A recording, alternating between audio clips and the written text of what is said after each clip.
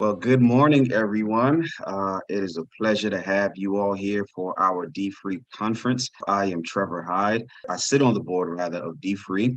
I have also had the privilege of teaching dfree in numerous settings and numerous places. dfree has been a blessing to me personally, to my church, to every institution that I have been a part of. And I am someone who sells it and tells it everywhere I go. And so it's a blessing to be a part of this conversation today. And I pray that it will be a blessing to everyone who gets a chance to see it as well. Okay.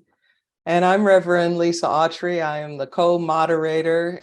And much like Reverend Hyde, I am a big fan of dfree. We started dfree at our church, Christ Community. It is absolutely a part of our church. It's part of our culture. I think it is an answer to prayer, which we'll talk more about today. So just very grateful to be with you all. And we'll turn it over to you, Reverend Brooks, and then Reverend Battle, to just introduce yourselves. Good morning, everyone. My name is Reverend Rosalind Brooks. I'm an associate minister with the Alfred Street Baptist Church in Alexandria, Virginia, where the Reverend Dr. Howard John Wesley is our pastor. I have participated with dfree for 2 sessions. We were offering another financial assistance program, and then we started with the dfree organization a while back, but I have gone through 2 sessions. And all total, we have had 30 participants who have successfully completed the program. And we're very pleased. We always give very positive comments. So it's a pleasure to be with you all today. Hello, everyone. My name is Stephanie Battle.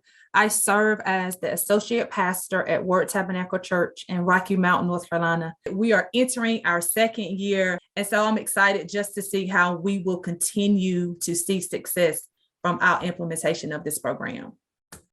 Well, thank you all for those introductions. And so we're going to jump right on in. The biggest question that we get all the time when people come to us asking about dfree is, how do I get started? For me, it was a rather unorthodox approach. I saw the book and then just decided I'm going to start. I had no idea that they had leadership training. I had no idea that they had people you can call.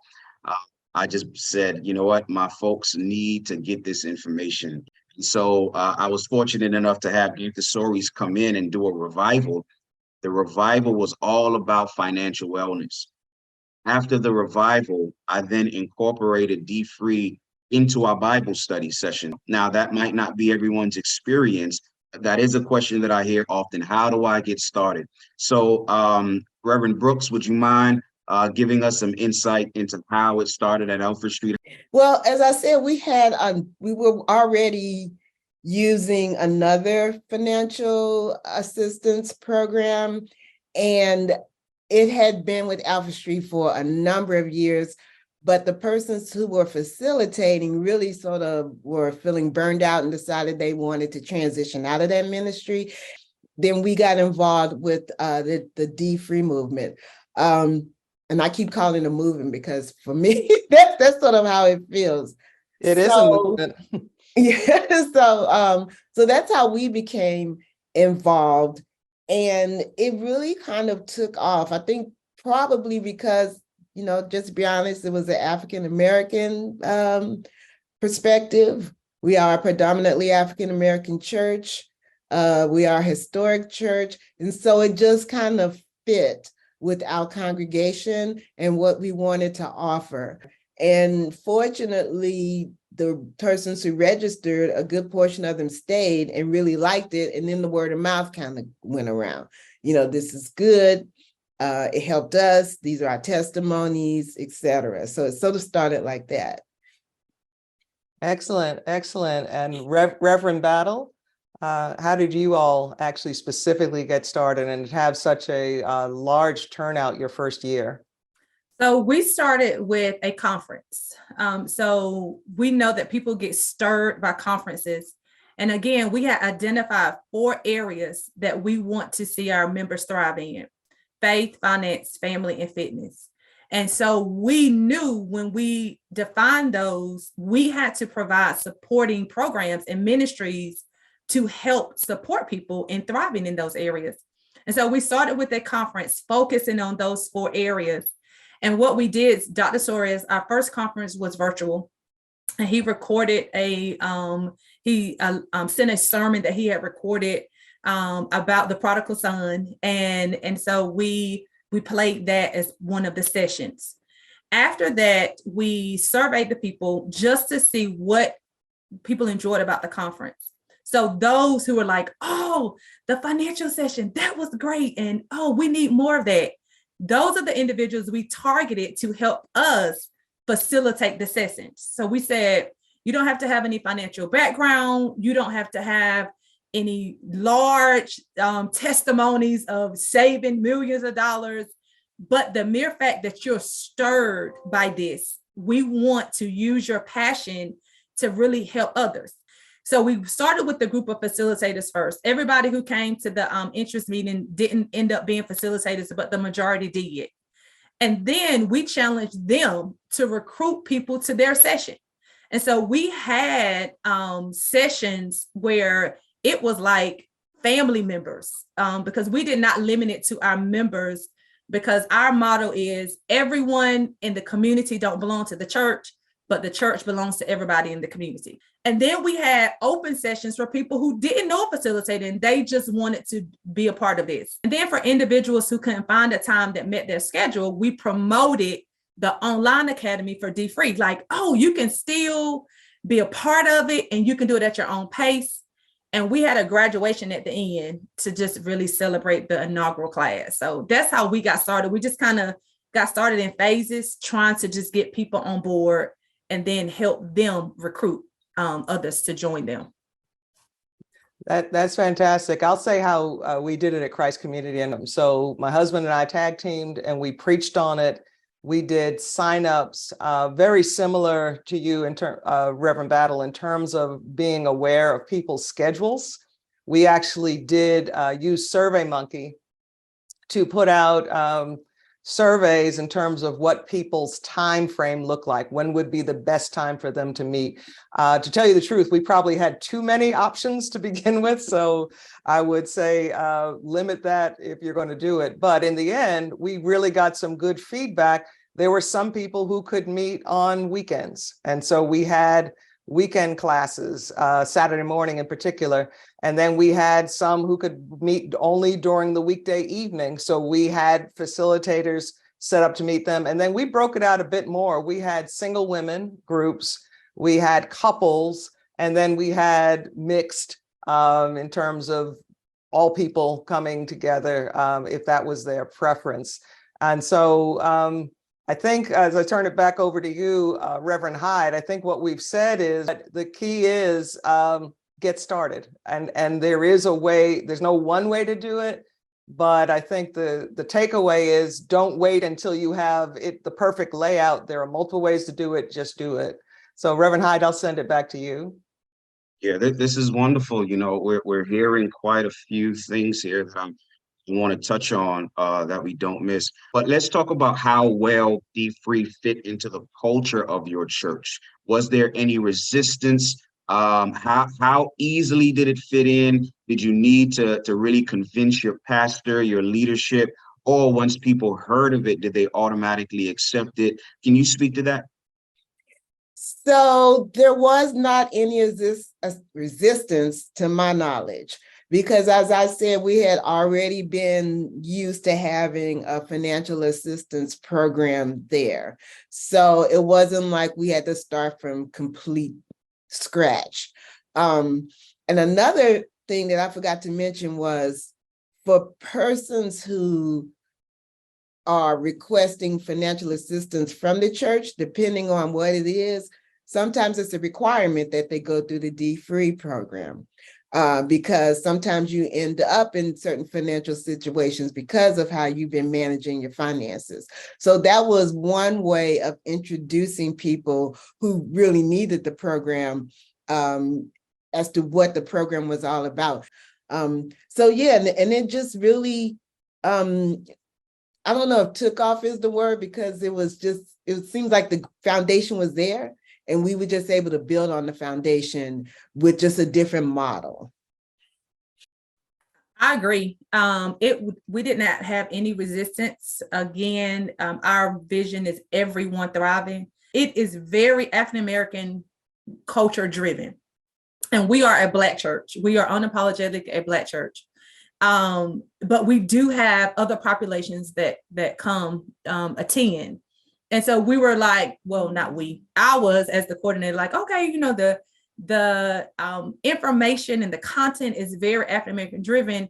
Will that be offensive to other people? But I saw how, one, it educated other populations about some of the, like you were saying, Raven Hyde, the exploitations, the challenges financially that are systematically in place, you know, that cater to the African-American community. So it served as an educational tool. You know, we didn't set out for it to be that, but it helped with just really celebrating and educating about the African-American culture. Similar to Reverend Brooks, we had virtual sessions or online sessions, and we had face-to-face. But both of those environments just allowed for the participants, as both of all of us were on the journey to become financially free. It allowed us as members and family to get to know more about each other. So the fellowship was phenomenal. We didn't have any resistance. And I think it enriched our culture. It helped. And everybody now has that common experience of dfree. And so I think that has just strengthened the relationships within our body. So I think everyone will be convinced by now, you should be, that dfree is for your church. However, I still know that it can be intimidating. And particularly, I think Reverend Hyde and others mentioned, you know, oh, do I have to have a financial background? Okay, I heard something about getting started, but now what exactly do I do, especially if I do not have a financial background? So we had to address that. And not only not having a financial background, I think the 13 weeks was kind of intimidating people. Like, people have a hard time committing to things long term. And so even though 13 weeks is not long term, we did it over the summer.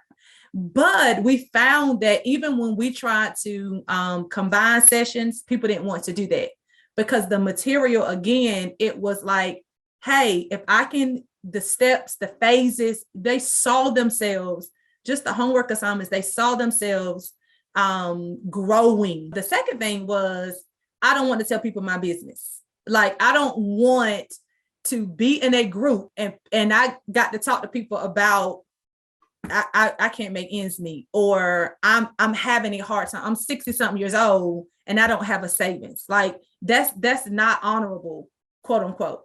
And so again, I think through the promotion of it, we went ahead and spoke to the questions we know, the concerns we knew people had. And so in those Thrive moments, in our promotional, we went ahead and spoke to the elephants that could try to take over the room. And we were just clear, like, listen, y'all, we're doing this together. This is a family environment. We want to grow. We care about you. And so that kind of helped. And we highlighted our facilitators. Like, this is Tizo. He's a coach and a dad. You hear nothing about banking. You don't hear anything about, you know, him being on Wall Street or whatever. He don't have any financial. He is a coach and dad, and he has a passion to help people like yourself be financially free. And what I found was, just like you mentioned, people were not in a hurry to share their financial struggles. But one of the reasons, in my opinion, is because when you're in an area and you attend the church, and you know there's this appearance of affluence, and so you're trying to like keep up with the Joneses, and in doing so, you are keeping up with the Joneses in a way that's detrimental to your livelihood, and that was kind of the challenge. And so it's sort of like you have to have that kind of attitude, like no matter what my circumstances are, what this is about is getting me to the point where I can live authentically. And I think that's the point that we were trying to stress, that this is not about, your outward appearance. This is not about affluence. This is not about where you are, what you do for a living. This is not about any of those things, but this is about a manner of allowing you to learn how you can live in your truth. Now, I had to deal with a couple of things in terms of implementation. One of which was, we talked about briefly, was privacy.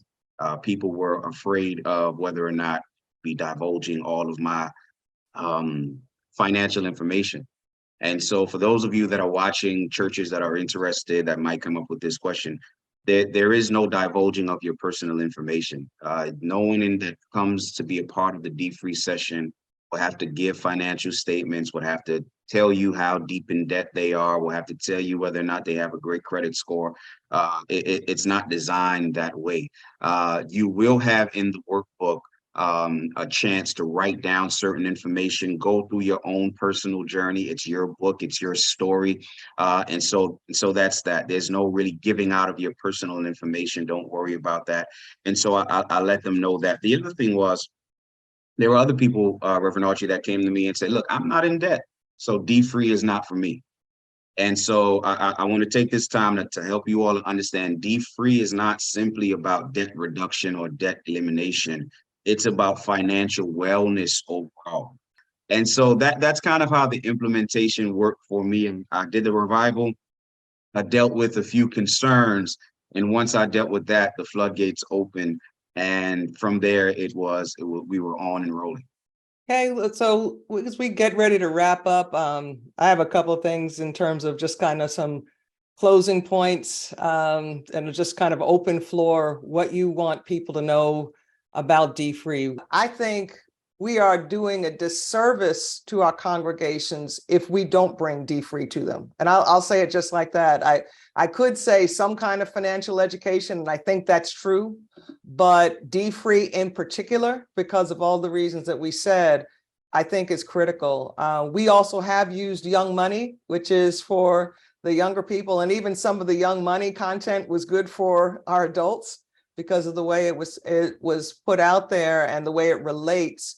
So it's a game changer, and it's something that we absolutely have to have as part of our ministry if we're going to really truly give holistic ministry to our church and community. dfree helps us all, leaders and congregation, break out of that mindset that the answer is having more.